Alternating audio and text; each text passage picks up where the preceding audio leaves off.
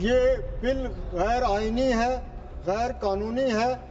ہندوستان کا آئین، اس کی سب سے جو اہم بات ہے وہ یہ ہے کہ اس ملک میں ہر ایک کو برابر حق ہے، وہ چاہے کسی بھی مذہب کا ہو، کسی بھی ذات کا ہو یا کہیں کا بھی رہنے والا ہو۔ اور خاص طور پہ اس میں مائنارٹیز کو پروٹیکٹ کیا گیا ہے اس آئین میں۔ لیکن یہاں پہ جو کچھ کیا جا رہا ہے، جو قانون لایا جا رہا ہے، وہ مائنارٹیز کے خلاف ہے۔ یہ بالکل جتنی یہ ایکسرسائز ہو رہی ہے یہ ہم لوگوں کے خلاف ہے۔ اور یہ قانون جو ہے یہ اسٹیٹ گورنمنٹوں نے لانا تھا۔ آپ نے اسٹیٹ گورنمنٹ کے جو اختیارات ہیں ان پہ بھی حملہ کیا، آپ نے ان کو بھی چھینا، اور یہاں آپ نے ایک مشترکہ طور پر ایک قانون لا کے اس کو آپ نے ٹھوسا۔ اور جس طریقے سے جے پی سی بنائی گئی یا جس جلدی سے جے پی سی نے جو کچھ کیا وہ بھی پوری دنیا جانتی ہے۔ میں اس بل کی مخالفت اس لیے بھی کیا کرتا ہوں کہ اس بھارت جو ہمیں اس ملک پہ فخر ہے، اس کا دانشور، اس کا مفکر اور اچھی سوچ رکھنے والا آدمی، چاہے وہ کسی بھی مذہب سے تعلق رکھتا ہے، چاہے وہ کسی بھی ذات سے تعلق رکھتا ہے، چاہے وہ کسی بھی خطے سے تعلق رکھتا ہے، وہ سمجھتا ہے کہ یہ بل جو ہے یہ ایک خاص طبقے کے لیے لایا گیا ہے، ان کے حقوق کا تحفظ جو ہے وہ اس میں لینے کی کوشش کی گئی ہے۔ یہ ہر ایک آدمی جو ہندوستان کا ہے وہ یہ بات سمجھتا ہے۔ احمد صاحب ایک سیکنڈ، سر ایک سیکنڈ۔ ماننیے سدسیوں، ہمارے پاس بولنے والے سدسیوں کی بہت لمبی سوچی ہے۔ اگر سبھا مانے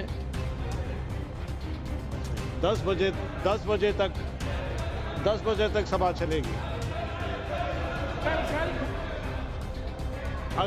اگر سبھا ہاں کہے تو دھنیہ واد۔ آپ بولیے احمد۔ سر یہ بل جو ہے یہ سوسائٹی کو ڈیوائیڈ کرے گا۔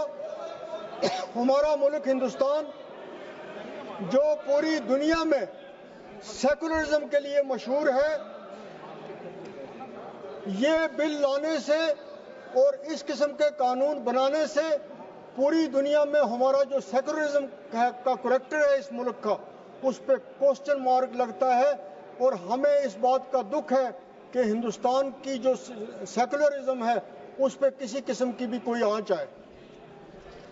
اس کے ساتھ ساتھ سر،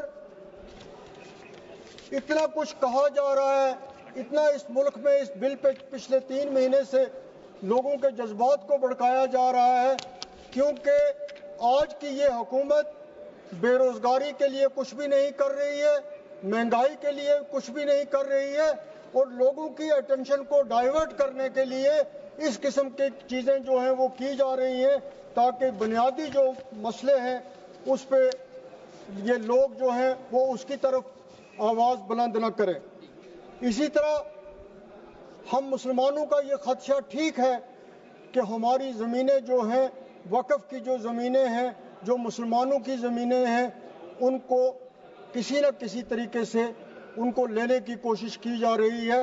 اور اس میں جو ہمارے خدشات ہیں وہ اس کی جو ہم کہہ رہے ہیں اس کے بارے میں کوئی بھی ایسی چیز نہیں بتائی گئی ہے ٹھوس جس سے ہمارے خدشات جو ہیں۔ سر 2 منٹ اور دے دیجئے۔ اسی طرح سر، یہ ملک جو ہے یہ گلدستہ ہے، یہ پھولوں کا گلدستہ ہے۔ اس میں اگر ایک پھول جو ہے یا کچھ پھول جو ہیں وہ خراب ہو جائیں تو پھر اس گلدستے کی کوئی عزت نہیں رہتی ہے۔ یہ ملک تب ہی اس کی عزت پوری دنیا میں ہوگی جب اس میں ہر آدمی، اس گلدستے کا ہر پھول جو ہے وہ مطمئن ہو اور اس کی عزت ہو۔ بس ایک منٹ سر، 2 منٹ سر۔ اگر یہاں پہ وقف کی مینجمنٹ کے مسئلوں کے لیے جن کا بار بار یہاں ذکر کیا گیا، اگر کچھ اس میں پرابلمز تھیں، کچھ اس میں کمزوریاں تھیں، ان کو دور کیا جا سکتا تھا، لیکن اس طریقے سے پورے قانون کو بدلنے کا کوئی مقصد نہیں ہے۔ اسی طرح جو بار بار یہاں پہ کہا گیا धन्यवाद जी। بیکورڈ مسلمز کو ہم اس میں ہم دے رہے ہیں دھنیواد۔ کنسیشنز دے رہے ہیں. سر میں پوچھتا ہوں کہ کہاں لکھا ہوا ہے ماننیہ کہ شریمتی بیکورڈ مسلم کو یہ دیا جا رہا ہے, غریب مسلم کو یہ دیا جا رہا ہے. سر ایک منٹ, سر ایک منٹ, سر ایک منٹ, ایک میں کمپلیٹ کر رہا ہوں سر. کہاں لکھا ہوا ہے سر؟ ہم پوچھتے ہیں ان کو کہ کہاں لکھا ہوا ہے جو بار بار یہ بیکورڈ مسلم ان کو, اس مسلمز کو آپ یونائٹ رہنے دیجئے, مت کوشش کیجئے. آپ کی اس وجہ سے کوئی فائدہ آپ کو نہیں ہونے والا ہے.